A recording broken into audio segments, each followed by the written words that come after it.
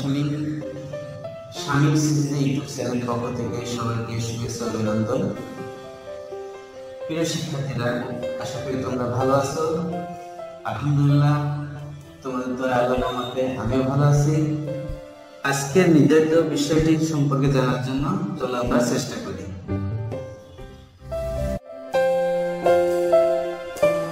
শিক্ষার্থী, কিছু ছবি দেখতে পাচ্ছ। ছবিগুলো একজন আরেকজনের সাথে যোগাযোগ করতেছে, সেটা স্থানীয় যোগাযোগ অথবা দূরবর্তী যোগাযোগ। আরও কিছু ছবি লক্ষ্য করি। আমরা এখানে দেখতে পাচ্ছি যাতায়াতের জন্য কিছু গাড়ি অথবা আগে সাইকেল ইউজ করা, ট্রেন ইউজ করা হয়েছে। আরও কিছু ছবি দেখা যায় যেটা যোগাযোগের জন্য সাধারণত আমরা ডাক অর্থাৎ চিঠি বা খামগুলো ইউজ করি। এই যোগাযোগ খামগুলো বা চিঠিগুলো লোকাল হতে পারে, ইন্টারন্যাশনাল হতে পারে, যেটা ডাক বিভাগ করে থাকে। তো আমরা তাহলে ছবি দেখে বুঝতে পেরেছি যে আজকে বিষয়টা হচ্ছে ডাটা কমিউনিকেশন সিস্টেম। আর এই সিস্টেমের জন্য যে উপাদানগুলো প্রয়োজন সেগুলো আমরা এখন ছবিগুলো দেখব। ছবির মাধ্যমে এখানে একটা ডায়াগ্রাম দেখা যাচ্ছে ডাটা কমিউনিকেশন সিস্টেমের।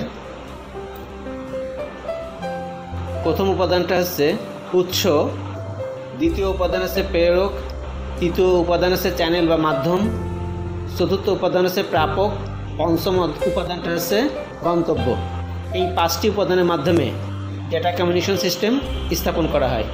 প্রিয় শিক্ষার্থী, এখানে উৎসটা হচ্ছে আমি একজন ব্যক্তি, আর গন্তব্য হচ্ছে অনেক দূরে ওই প্রান্তে একজন ব্যক্তি। মাঝখানে প্রেরক, চ্যানেল বা মাধ্যম, আর একটা হচ্ছে প্রাপক। প্রেরকটা হচ্ছে আমার কাছে যে ডিভাইসটা, মোবাইল হতে পারে, কম্পিউটার হতে পারে। চ্যানেলটা হচ্ছে চ্যানেল বা মাধ্যমটা হলো সেটা তারযুক্ত হতে পারে, আবার তার ছাড়াও হতে পারে, অর্থাৎ ওয়্যারলেসও হতে পারে। আর প্রাপকটা হচ্ছে ওই প্রান্তের কম্পিউটার বা মোবাইল, ওই গন্তব্যে যে ব্যক্তিটা আছে তার মোবাইল বা কম্পিউটার হতে পারে বা মডেম হতে পারে, এটাকে বলা হচ্ছে প্রাপক। অর্থাৎ ডেটা কমিউনিকেশন সিস্টেমের জন্য এই 5টি উপাদান প্রয়োজন। প্রথমটা হচ্ছে উৎস, দ্বিতীয়টা হচ্ছে প্রেরক, তৃতীয় চ্যানেল, চতুর্থ প্রাপক, পঞ্চম গন্তব্য।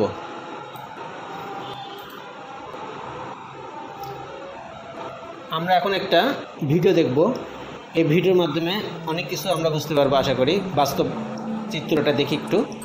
When you use the internet, what happens? Whether you go online to chat with a friend, or send mail, or buy a book, or check the weather, watch a movie, or study the Peloponnesian War, it feels like there's one wire connecting you directly to the thing you want. But a billion other people are connecting to a billion other things at the same time. How does that happen? It's really about making agreements. Think of networking as a game. It only works if we agree to play by the same rules. Otherwise, it's not much fun.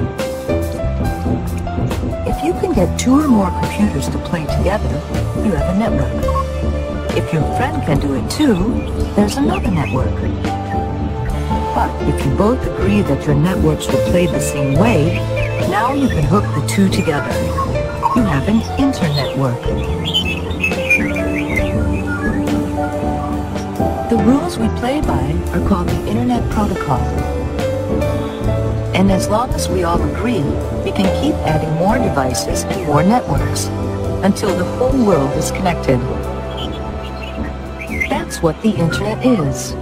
A network of networks that share each other.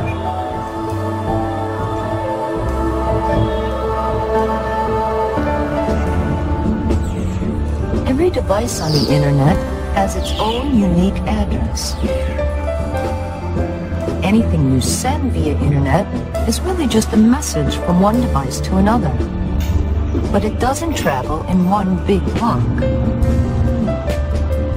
It gets pulverized into tiny packets of data, each one wrapped with info about what it is, where it came from, and where it's going.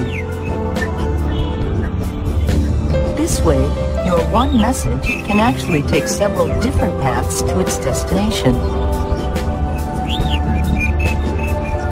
Then, by following the protocol, the receiving device knows how to put it all back together. The strength of the internet is that it's decentralized. With so many possible connections, there is no single point of failure.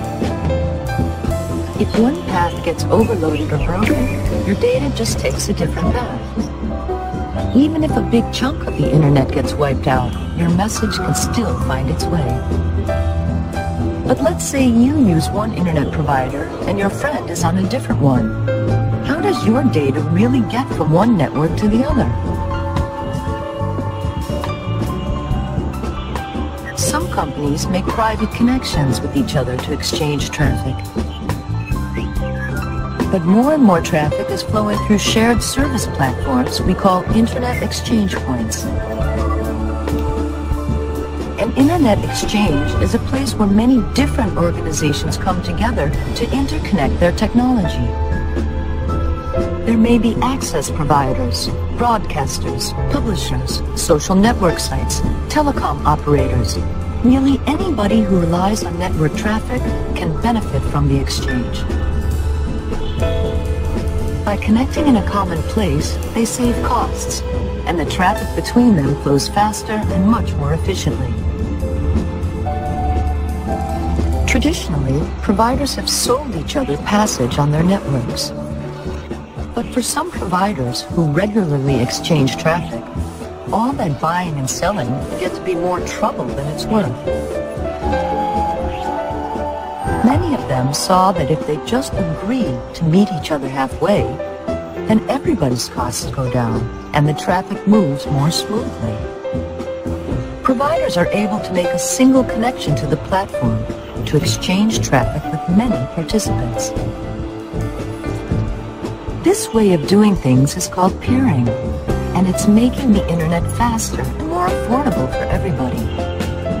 The exchange participants make deals with each other according to mutual benefit, so the peering system tends to regulate itself.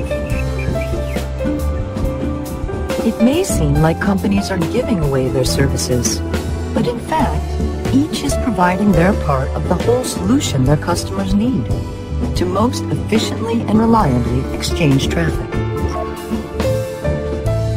The internet is open, decentralized, and totally neutral. Its intelligence lives at the edge, not in the core. No single organization controls it, and that's why it works as well as it does. By agreeing to cooperate, we all make the internet happen.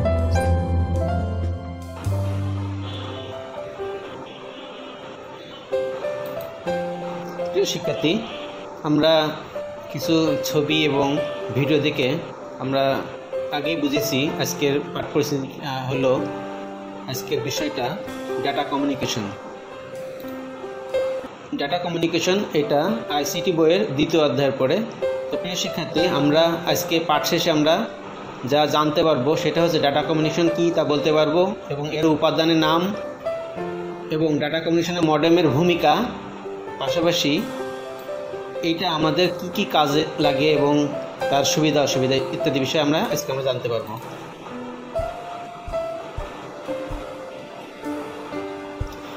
প্রিয় শিক্ষার্থী, communication শব্দটি কমিউনিকেয়ার শব্দ হতে এসেছে, যার অর্থ to share, অর্থাৎ আদান প্রদান বা বিনিময়।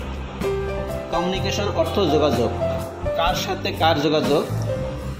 সেটা হলো মানুষের সাথে মানুষের হতে পারে, নাকি ডিভাইস টু ডিভাইস, অর্থাৎ যন্ত্রের সাথে যন্ত্র। তো সুতরাং একজনের সাথে আরেকজনের পরস্পর তথ্য বিনিময় বা এক স্থান থেকে অন্য স্থানে বা এক যন্ত্র থেকে অন্য যন্ত্রে তথ্য বিনিময় হচ্ছে কমিউনিকেশন।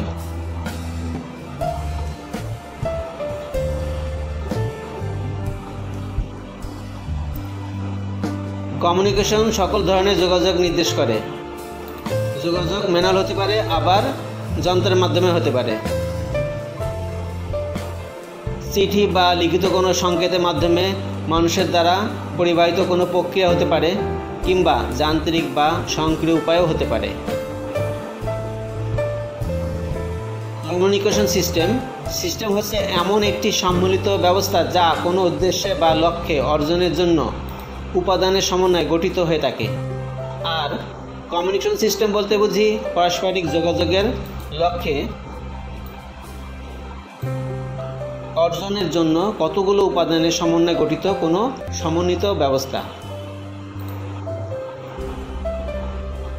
যে পদ্ধতিতে আমরা উপাত্ত বা তথ্যকে এক স্থান থেকে অন্য স্থানে কিংবা এক ডিভাইস থেকে অন্য ডিভাইসে একটি নির্দিষ্ট চ্যানেলের মাধ্যমে স্থানান্তরিত করে এবং সেই তথ্য সংগ্রহ করে ব্যবহার করতে পারি তাকে কমিউনিকেশন সিস্টেম বলে। একটি সময় ছিল যখন মানুষ এক জায়গা থেকে অন্য জায়গায় তথ্য পাঠাতো পায়ের বেঁধে। সভ্য জাতিগুলোর মধ্যে প্রচলন ছিল ঘোড়ার ডাকেরও। এক জায়গা থেকে খবর অন্য জায়গায় পাঠানোর জন্য কিছুকাল পূর্ব পর্যন্ত আমাদের দেশে প্রচলিত ছিল রানারের ব্যবস্থা। এখানে রানার অর্থাৎ ডাক পিয়ন, যেটা সিটি বার্তাবাহক।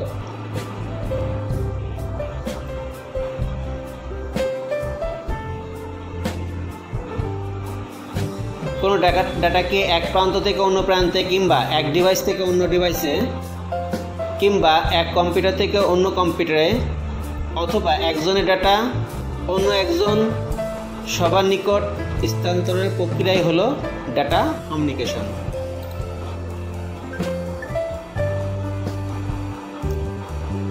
ডাটা কমিউনিকেশনের প্রধান শর্ত হলো কমিউনিকেশনের ডিভাইস ব্যবহৃত হতে হবে, অর্থাৎ ডাটা কমিউনিকেশন তখনই ঘটবে যখন কমিউনিকেশন বা যোগাযোগের জন্য উৎপন্ন বা প্রসেস করে তৎপর তা সুনির্দিষ্ট উপায়ে ট্রান্সমিট করতে হবে। সুতরাং সব ডেটা কমিউনিকেশনই কমিউনিকেশন, কিন্তু সব কমিউনিকেশন ডেটা কমিউনিকেশন নয়। আমরা নিচে যে ছবিগুলো দেখছি, এখানে কি কোনো ডাটা প্রসেস হচ্ছে? এখানে কি কোনো ডাটা প্রসেস হচ্ছে কি এখানে? নিশ্চয় না। শিক্ষার্থী, এই পার্টটা অনেক বড় হাতে আমরা এখানে দুটো অংশে বিভক্ত করছি। বাকি অংশটা পার্ট 2-তে আমরা দেখব, 2.1 লেকচারে পার্ট 2। আশা করি তোমরা অবশ্যই দেখবে।